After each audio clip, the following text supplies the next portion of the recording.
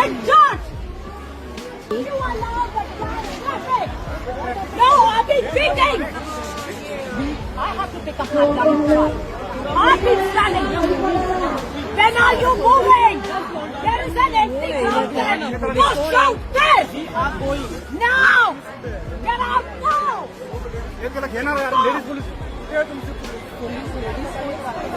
Okay, get out of here!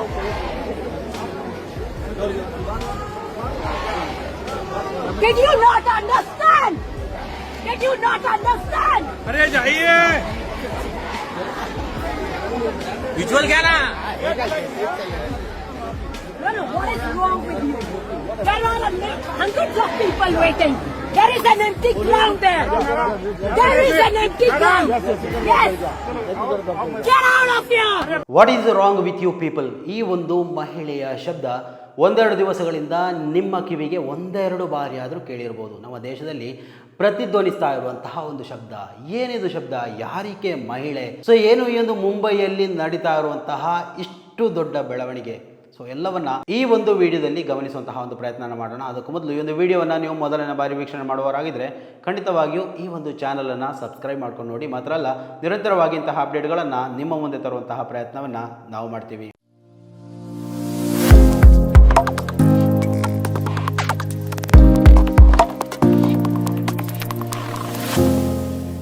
ಸ್ನೇಹಿತರೆ, ಈ ಒಂದು ವಿಚಾರವನ್ನು ನಾವು ಗಮನಿಸಲೇಬೇಕಾದಂತಹ ಒಂದು ವಿಡಿಯೋ ನೋಡಿ. ಆರಂಭದಲ್ಲಿ ವಿಡಿಯೋ ತುಣುಕೊಂದನ್ನು ನಿಮ್ಮ ಮುಂದೆ ತಂದಿದ್ದೆ. ನೀವು ಇದನ್ನು ಹಲವು ಬಾರಿ ಕೇಳಿರ್ತೀರ, ಆದರೂ ಕೂಡ ಯಾರೆಲ್ಲ ಕೇಳಿಲ್ಲ ಅವರಿಗೋಸ್ಕರ ಈ ಒಂದು ವಿಡಿಯೋನ ಮಾಡ್ತಾ ಇರುವಂಥದ್ದು. ನೋಡಿ, ಬಹಳಷ್ಟು ಬಾರಿ ನೀವುಗಳು ಕೂಡ ಇದೇ ಒಂದು ವಿಚಾರಕ್ಕೆ ಸಂಬಂಧಪಟ್ಟು ಆಕ್ರೋಶಗೊಂಡಿರ್ತೇವೆ. ನಾವು ಹಲವು ಬಾರಿ ಬೆಂಗಳೂರು, ಮಂಗಳೂರು ಅಥವಾ ಇನ್ನಿತರ ಯಾವುದೇ ಪ್ರಮುಖ ನಗರಗಳಲ್ಲಿ ಇಂತಹ ಟ್ರಾಫಿಕ್ ಸಮಸ್ಯೆಯನ್ನು ಎದುರಿಸಿರ್ಬೋದು. ಯಾವುದೋ ಮುಖ್ಯಮಂತ್ರಿ ಬರ್ತಾರೆ, ಯಾವುದೋ ಉಪಮುಖ್ಯಮಂತ್ರಿ ಬರ್ತಾರೆ, ಅಥವಾ MLAಗಳು ಅಥವಾ ಸಚಿವರುಗಳು ಬರ್ತಾರೆ ಅಂತ ಹೇಳಿ 1 ಗಂಟೆ 2 ಗಂಟೆ 3-4 ಗಂಟೆ ನಾವು ಆ ಒಂದು ರೋಡಲ್ಲಿ ಯಾವುದೇ ಬೆಳವಣಿಗೆಯನ್ನು ಮಾಡಲಿಕ್ಕೆ ಆಗದೆ ನಮ್ಮ ವಾಹನವನ್ನು ಮತ್ತು ನಾವುಗಳಲ್ಲಿ ನಿಂತು ಯಾವುದೇ ಸುಡು ಬಿಸಿಲು ಆಗಿರಲಿ ಕ್ಯಾರೆ ಮಾಡದೆ ಇಂತಹ ರಾಜಕಾರಣಿಗಳಿಗೋಸ್ಕರ ಆ ಒಂದು ರೋಡನ್ನು ಮುಕ್ತ ಮಾಡಿಕೊಡ್ತಾರೆ. ಟ್ರಾಫಿಕ್ ಫ್ರೀಯಲ್ಲಿ ಅವರನ್ನು ಕಳಿಸ್ಕೊಡ್ತಾರೆ. ಆದರೆ ಒಪೋಸಿಟ್ ಸೈಡಲ್ಲಿ, ವಿರುದ್ಧ ದಿಕ್ಕಿನಲ್ಲಿ ಜನಸಾಮಾನ್ಯನಾದಂತಹ ವ್ಯಕ್ತಿ ಬೆಂದು ಬೇಗ್ತಾ ಇರ್ತಾನೆ, ಟ್ರಾಫಿಕ್ಕಲ್ಲಿ ನರಳ್ತಾ ಇರ್ತಾನೆ. ಅದೆಷ್ಟೋ ಮಂದಿ ಏನೋ ಅವಶ್ಯಕತೆಗೋಸ್ಕರ ಎಲ್ಲೋ ಹೋಗಬೇಕಾಗಿರುತ್ತೆ, ಆದರೂ ಕೂಡ ಅಲ್ಲಿ ಜಾಮ್ ಆಗಿಬಿಡ್ತಾರೆ. ಯಾರನ್ನು ಕೇಳೋ ಹಾಗಿಲ್ಲ, ಯಾರಲ್ಲೂ ಮಾತಾಡೋ ಹಾಗಿಲ್ಲ. ಪೊಲೀಸ್ ಬೆಂಗಾವಲೆ ಅವರಿಗೆ ಇರುತ್ತೆ. ಸೊ ಇಲ್ಲಿ ಪ್ರಶ್ನೆ ಮಾಡಬೇಕು ಅಂತ ನೀವುಗಳು ಕೂಡ ಅಂದ್ಕೊಂಡಿರ್ತೀವಿ. ಹಲವು ಬಾರಿ ಪ್ರಶ್ನೆ ಮಾಡಬೇಕು ಅಂತ ತುದಿಗಾಲಲ್ಲಿ ನಿಂತಿರ್ತೀರಿ, ಆದರೆ ಧೈರ್ಯ ಸಾಕಾಗೋದಿಲ್ಲ ನೋಡಿ. ಆದರೆ ಈ ಮಹಿಳೆ ಮಾಡಿದಂತಹ ಆ ಒಂದು ದಿಟ್ಟತನ, ಆ ಒಂದು ಧೈರ್ಯ ಇವತ್ತು ದೇಶದಾದ್ಯಂತ ಒಂದು ರೀತಿಯಲ್ಲಿ ಆ ಒಂದು ಮಹಿಳೆಯನ್ನೇ ಸ್ಪೈಡರ್ ಮ್ಯಾನ್ ಮಾಡ್ತಾ ಇದ್ದಾರೆ. ಸಾಧಾರಣ ಮಹಿಳೆಗೆ ಇಂತಹ ವಿಚಾರಗಳನ್ನು ಮಾಡೋದಕ್ಕೆ ಸಾಧ್ಯನೇ ಇಲ್ಲ. ಎಲ್ಲ ಆಫೀಸರ್ಗಳ ಮುಂದೆ ಗೆಟ್ ಔಟ್ ಫ್ರಮ್ ಹಿಯರ್, ಇಲ್ಲಿಂದ ತೊಲಗಿ, ಜನಸಾಮಾನ್ಯರನ್ನು ಫ್ರೀಯಾಗಿ ಬಿಡಿ.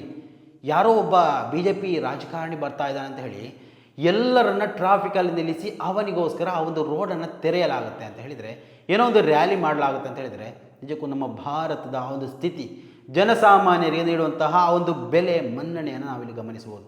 ಸೊ ಏನಿದು ಪ್ರಕರಣ, ಯಾರಿಕೆ ಮಹಿಳೆ, ಕಂಪ್ಲೀಟಾಗಿ ಈ ಒಂದು ವರದಿಯ ಮುಖಾಂತರ ತಿಳ್ಕೊಂಬರೋಣ. ಘಟನೆ ನಡೆದದ್ದು ಮುಂಬೈನ ವರ್ಲಿ ಎಂಬ ಪ್ರದೇಶದಲ್ಲಿ. ಸುಡುವ ಬಿಸಿಲು, ಅಸಹನೀಯ ಸೆಕೆ. ಇಂತಹ ಸಮಯದಲ್ಲಿ ರಸ್ತೆಯಲ್ಲಿ ಸಾವಿರಾರು ವಾಹನಗಳು ಸಾಲುಗಟ್ಟಿ ನಿಂತಿವೆ. ಕಾರಣ, ಅಲ್ಲಿ ಸಚಿವರೊಬ್ಬರ ನೇತೃತ್ವದಲ್ಲಿ ಪ್ರತಿಭಟನೆ ನಡೀತಾ ಇತ್ತು. ಜನರು ಗಂಟೆಗಟ್ಟಲೆ ಟ್ರಾಫಿಕ್ನಲ್ಲಿ ಸಿಲುಕಿಕೊಂಡಿದ್ದಾರೆ. ಸಣ್ಣ ಮಕ್ಕಳು ಹಸಿವಿನಿಂದ, ನೀರಡಿಕೆಯಿಂದ ಅಳ್ತಾ ಇದ್ದಾರೆ. ಆದರೆ ಅಲ್ಲಿ ಪ್ರತಿಭಟನೆ ಮಾಡ್ತಿದ್ದವರಿಗೆ ಜನರ ಸಂಕಷ್ಟಗಳು ಬೇಕಾಗಿರಲಿಲ್ಲ.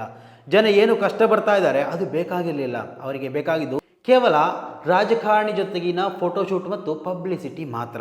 ಇದೇ ಟ್ರಾಫಿಕ್ನಲ್ಲಿ ಈ ಮಹಿಳೆ ಕೂಡ ತನ್ನ ಮಗುವಿನೊಂದಿಗೆ ಸಿಲುಕಿಕೊಂಡಿದ್ದರು. ಮಗು ಹಸುವಿನಿಂದ ಅಳ್ತಾ ಇರುವಾಗ ಆ ತಾಯಿಯ ತಾಳ್ಮೆ ಕಟ್ಟೆ ಹೊಡೆಯಿತು. ಕಾರಿನಿಂದ ಇಳಿದು ನೇರವಾಗಿ ಸಚಿವ ಗಿರೀಶ್ ಮಹಾಜನ್ ಅವರ ಎದುರಿಗೆ ಹೋಗ್ತಾರೆ. ಅವರು ಕೇಳಿದಂತಹ ಪ್ರಶ್ನೆ ನಿಜಕ್ಕೂ ನಿಬ್ಬೆರಗಾಗಿಸುವಂತಿತ್ತು. ನಿಮ್ಮ ಪ್ರತಿಭಟನೆ ಮಾಡಬೇಕಾ? ನಿಮಗೆ ಪ್ರತಿಭಟನೆ ಮಾಡಬೇಕಾ? ಪಕ್ಕದಲ್ಲಿ ಪಾರ್ಕ್ ಇದೆ, ಅಲ್ಲಿ ಹೋಗಿ ಮಾಡಿ. ರಸ್ತೆ ಬ್ಲಾಕ್ ಮಾಡಿ ಜನರಿಗೆ ಯಾಕೆ ತೊಂದರೆ ಕೊಡ್ತೀರಿ? ಈಗಲೇ ಇಲ್ಲಿಂದ ಜಾಗ ಖಾಲಿ ಮಾಡಿ. Get out from here. ನಾವು ಈ ಒಂದು ವರ್ಡನ್ನು ನಿದ್ದೆಯಲ್ಲೂ ಕೂಡ ಮರೀಲಿಕ್ಕೆ ಸಾಧ್ಯ ಇಲ್ಲ. ಅಷ್ಟೊಂದು ಪವರ್ಫುಲ್ ಆಗಿತ್ತು ಆ ಒಂದು ಐರನ್ ಲೇಡಿಯ ಮಾತುಗಳು. ಪೊಲೀಸರು ತಡೆಯಲು ಬಂದಾಗ ಅವರಿಗೂ ಕೂಡ ಶಡಾಪ್, ಅಂತ ಬಾಯಿ ಮುಚ್ಚಿಸಿದ ಆ ಧೈರ್ಯ ಇದೆಯಲ್ಲ, ಅದು ನಿಜಕ್ಕೂ ಮೆಚ್ಚಲೇಬೇಕಾದದ್ದು. ನಾವೆಲ್ಲರೂ ಅನ್ಯಾಯವಾದಾಗ ಸುಮ್ಮನೆ ಇರ್ತೀವಿ. ನಮ್ಗೆ ಯಾಕೆ ಈ ಉಸಾಬರಿ, ಸಚಿವರನ್ನ ಕೇಳಿದರೆ ಕೇಸ್ ಹಾಕ್ತಾರೆ ಅಂತ ಹೆದರ್ತೀವಿ. ಆದರೆ ಈ ಮಹಿಳೆ ನಮ್ಮೆಲ್ಲರ ಪರವಾಗಿ ಧ್ವನಿ ಎತ್ತಿದ್ದಾರೆ. ರಾಜಕಾರಣಿಗಳಿಗೆ ಸಾಮಾನ್ಯ ಜನರು ಅಂದರೆ ಟೇಕನ್ ಫಾರ್ ಗ್ರಾಂಟೆಡ್ ಆಗಿಬಿಟ್ಟಿದ್ದಾರೆ. ಅವರ ಪ್ರತಿಷ್ಠೆಗಾಗಿ ಸಾರ್ವಜನಿಕರ ಸಮಯ ಮತ್ತು ಪ್ರಾಣದ ಜೊತೆಗೆ ಆಟ ಆಡುವುದು ಎಷ್ಟು ಸರಿ? ಇಲ್ಲಿ ರಾಜಕಾರಣಿಗಳು ಪ್ರತಿಭಟನೆ ಮಾಡ್ತಾರೆ ಅಥವಾ ರಾಜಕಾರಣಿಗಳ ರ್ಯಾಲಿ ನಡೀತಾ ಇದೆ, ಇವೆಲ್ಲವೂ ನಡೀತಾ ಇರುವಂಥ ಸಂದರ್ಭದಲ್ಲಿ ಬೃಹತ್ ಪೊಲೀಸ್ ಬೆಂಗಾವಲಿನೊಂದಿಗೆ ಮಾಡ್ತಾರೆ. ಕಾನೂನಿನಲ್ಲಿ ಏನೆಲ್ಲ ಸವಲತ್ತುಗಳು ಕೊಡಲಿಕ್ಕೆ ಸಾಧ್ಯ ಇದೆಯೋ ಎಲ್ಲವನ್ನ ಕೊಟ್ಟು ಮಾಡ್ತಾರೆ. ಸಾಮಾನ್ಯ ವ್ಯಕ್ತಿ ಒಬ್ಬಂಟಿಗೆ ನೋಡಿ, ಯಾರೂ ಕೂಡ ನೀವು ಧ್ವನಿ ಎತ್ತುವಂಥ ಸಂದರ್ಭದಲ್ಲಿ ನಿಮಗೆ ಧ್ವನಿಯಾಗಿ ಬರೋದಿಲ್ಲ.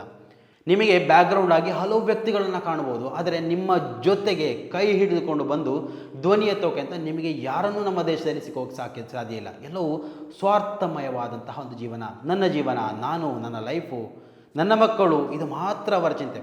ಇಲ್ಲಿ ಒಂದು ಮಹಿಳೆ ಕೂಡ ತನ್ನ ಸ್ವಾರ್ಥಕ್ಕಾಗಿಯೇ ಧ್ವನಿ ಎತ್ತಿದ್ರು ಕೂಡ ಇವತ್ತು ನಮ್ಮ ದೇಶ ಆ ಒಂದು ಮಹಿಳೆಯನ್ನು ನೋಡ್ತಾ ಇರುವಂಥದ್ದು. ತನ್ನ ಮಗಳು ಹಸಿವೆ ನೀರಡಿಕೆಯಿಂದ ಅಳುತ್ತಾ ಇರುವಂತಹ ಸಂದರ್ಭದಲ್ಲಿ ಆ ಮಹಿಳೆ ಅಥವಾ ಆ ತಾಯಿಯ ಆ ಒಂದು ಕ್ಷಮೆಯ ಕಟ್ಟೆ ಒಡೆದು ಹೋಗಿದೆ. ನೇರವಾಗಿ ಕಾರಿಂದ ಇಳಿದು ಬಂದು ಅದೇ ಸಚಿವ, BJP ಸಚಿವನ ಮುಂದೆ ಕೂತು, ನಿಮಗೆ ಪ್ರತಿಭಟನೆ ಮಾಡೋದಕ್ಕೆ ಇದೇ ರೋಡ್ ಬೇಕಾ? ನಾವು ಸಂಚಾರ ಮಾಡುವಂತಹ, ಜನಸಾಮಾನ್ಯರು ಸಂಚಾರ ಮಾಡುವಂತಹ ರೋಡಲ್ಲೇ ನಿಮಗೆ ಪ್ರತಿಭಟನೆ ಮಾಡಬೇಕಾ? ಪಕ್ಕದಲ್ಲೇ ಪಾರ್ಕ್ ಇದೆ, ಹೋಗಿ ಅಲ್ಲಿ ಪ್ರತಿಭಟನೆ ಮಾಡಿ ಸಾಯಿರಿ ಅಂತ ಬೈತಾರೆ. ಗೆಟ್ ಔಟ್ ಫ್ರಮ್ ಹಿಯರ್ ಅಂತ ಹೇಳ್ತಾರೆ.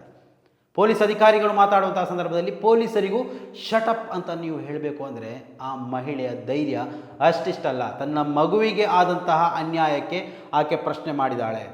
ನೋಡಿ, ಇವತ್ತು ಅದೇ ಒಂದು ಪ್ರಶ್ನೆ ಇಡೀ ದೇಶದಾದ್ಯಂತ ಹಲವು ಪ್ರತಿಕ್ರಿಯೆಗಳಿಗೆ ಕಾರಣ ಆಗಿರುವಂಥದ್ದು. ಹಲವು ಜನರಿಗೆ ನೋಡಿ, ನಾನೇ ಕೂಡ ಇಂತಹ ಒಂದು ಪರಿಸ್ಥಿತಿಯನ್ನು ಎದುರಿಸಿದರೆ ಮುಂದೊಂದು ದಿವಸ ನಾನು ಕೂಡ ಇದೇ ರೀತಿ ಮಾತನಾಡಬಲ್ಲೆ ಎನ್ನುವಂತಹ ಧೈರ್ಯವನ್ನು ಆ ತಾಯಿ ನಮ್ಮ ದೇಶದ ಜನತೆಗೆ ಇವತ್ತು ಕೊಟ್ಟಿರುವಂಥದ್ದು. ಸ್ನೇಹಿತರೆ, ದಯವಿಟ್ಟು ಇದೊಂದು ಸಣ್ಣ ವಿಚಾರ ಖಂಡಿತ ಅಲ್ಲ. ಸಾಧ್ಯವಾದಷ್ಟು ಜನರಿಗೆ ತಲುಪಿಸಿ. ಇಂತಹ ವಿಚಾರಗಳು ಜನರಲ್ಲಿ ಪ್ರತಿಧ್ವನಿಸ್ತಾ ಇರಲಿ. ಯಾಕಂದರೆ ಜನಸಾಮಾನ್ಯರು ಯಾರೂ ಕೂಡ ನಾವು ಕೀಳು ಮಟ್ಟದ್ದು ಅಥವಾ ನಮಗೆ ರಾಜಕಾರಣಿಗಳು ಅಂದರೆ ಅವರು ಹೇಳಿದಾಗೆ ನಾವು ಕೇಳುವಂಥವರು ಅನ್ನುವಂತಹ ಒಂದು ಮನೋಭಾವ ಬೆಳ್ಕೊಂಡಿದೆ. ಅದು ಇಲ್ಲವಾಗಿಸಬೇಕು ಅಂದರೆ ಇಂತಹ ವಿಚಾರಗಳು ಜನರ ಮನಗಳಿಗೆ ತಲುಪಬೇಕು. ಅದನ್ನು ನಾವೇ ಮಾಡಬೇಕು. ಸೊ ನಮ್ಮ ಕೈಯಿಂದ ಆದಂತಹ ಪ್ರಯತ್ನವನ್ನು ನಾವು ಮಾಡಿರುವಂಥದ್ದು. ಈ ಒಂದು ವಿಡಿಯೋವನ್ನು ಇನ್ನೂ ಹೆಚ್ಚು ಜನರಿಗೆ ನಮ್ಮ ರಾಜ್ಯದಲ್ಲೇ ಆದರೂ ಕನಿಷ್ಠ ಅಂದರೂ ನಮ್ಮ ರಾಜ್ಯದಲ್ಲಿ ತಲುಪುವಂತಹ ಒಂದು ಪ್ರಯತ್ನವನ್ನು ಮಾಡಿ. ಸೊ ಸ್ನೇಹಿತರೆ, ನಿಮ್ಮ ಅಭಿಪ್ರಾಯಗಳನ್ನು ಕೂಡ ಇಲ್ಲಿ ಕಮೆಂಟ್ ಮಾಡಿ. ಮಹಿಳೆ ಮಾಡಿದ್ದು ಸರಿಯಾ ಅಥವಾ ರಾಜಕಾರಣಿ ಮಾಡಿದ್ದೇ ಸರಿಯಾ? ಕಾನೂನು ವ್ಯವಸ್ಥೆ ಸರಿ ಇದೆಯಾ ಅಥವಾ ಉಳ್ಳವರ ಪರವಾಗಿ ಕಾನೂನು ವ್ಯವಸ್ಥೆಗಳು ಕಾರ್ಯಾಚರಣೆ ಮಾಡ್ತಾ ಇದೆಯಾ? ಎಲ್ಲವನ್ನ ನಿಮ್ಮ ಅಭಿಪ್ರಾಯ ಏನು ಅನ್ನೋದನ್ನು ಇಲ್ಲಿ ನಮೂದಿಸಿ. ಮುಂದಿನ ಮಾಹಿತಿಯೊಂದಿಗೆ ಮತ್ತೆ ಭೇಟಿಯಾಗೋಣ. ಅಲ್ಲಿವರೆಗೂ ನಮಸ್ಕಾರ.